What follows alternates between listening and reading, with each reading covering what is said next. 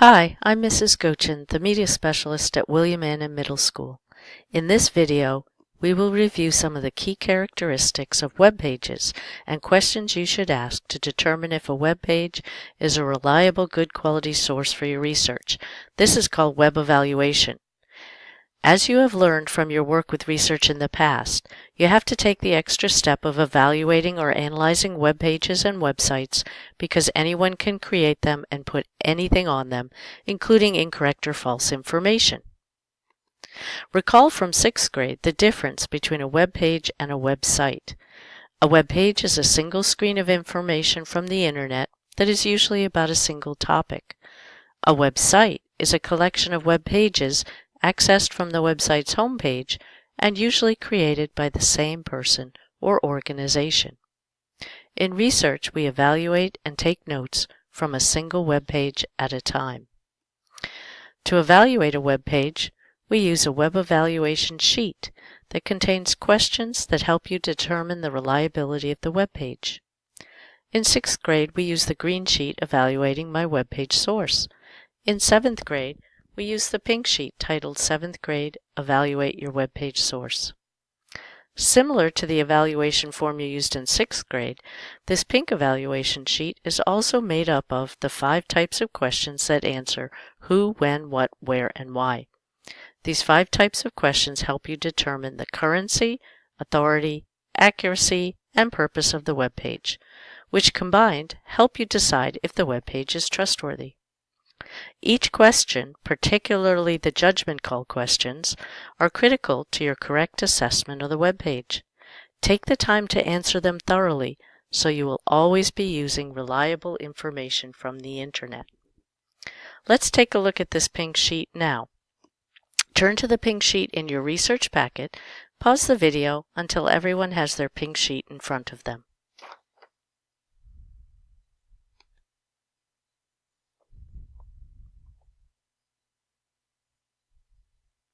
Let's review the web evaluation questions, which are organized in a chart form to assist you in finding the answers to the questions and recording the citation information as you evaluate your web source.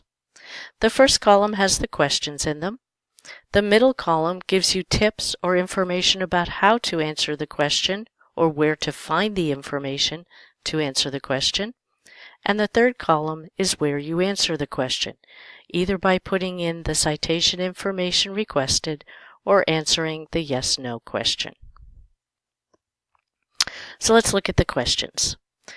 The who questions, questions 1, 2, and 3, determine authority and are about the person or organization who is responsible for the information on the web page. You want to determine their authority, that is, what is the person's background, education, expertise, or the organization's purpose or mission, and how are these characteristics related to the topic the web page is about.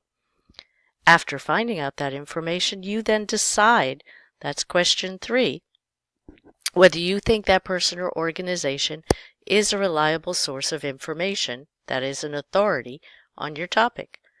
Make sure to look for the About or About Us link or tab on the web page, click on it, and read about the person or organization. The when questions, questions 4 and 5, determine the currency of the web page information.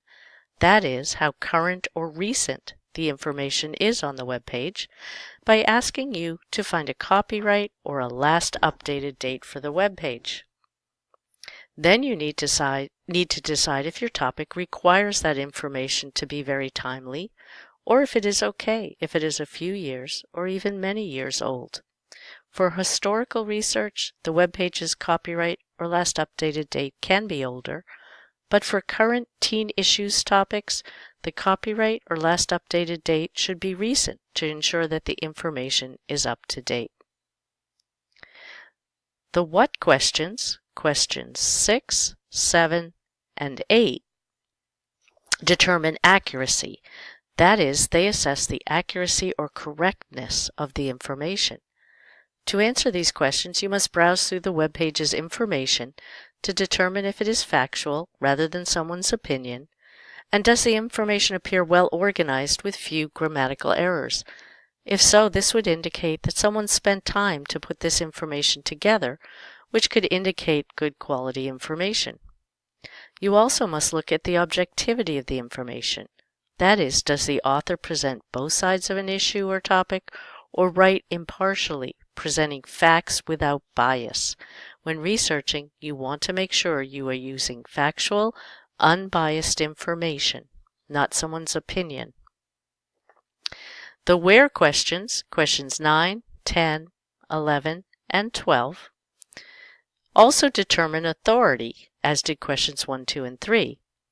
They ask you to identify the name of the web page you want to take notes from, and then to take a look at the website that the web page is part of.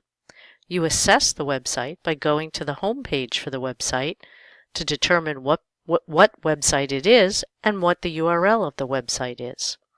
The URL can sometimes provide information about the creator of the website, and it can also indicate the type of web page.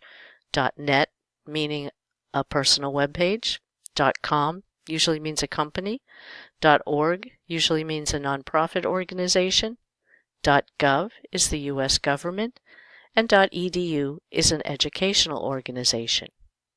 But don't assume that you can just automatically trust certain types of websites like EDUs or .orgs. You must do an evaluation regardless to prove to yourself that you can trust the web page and its content. The final question, the why question, number 13, determines the purpose of the web page. That is, why was it created? To inform or give you information, to sell you something, or to entertain you? You should use web pages whose purpose is to inform rather than entertain or sell something when you are doing research on a topic. Finally, once all the questions have been answered, you make a final assessment of whether you can trust this web page. If you have answered yes to all of the yes/no questions, then you can feel confident that the web page has reliable, trustworthy information. If you answered no to any questions, then it may not be a reliable web page, and it's best that you go look for a more reliable web page to use for your research.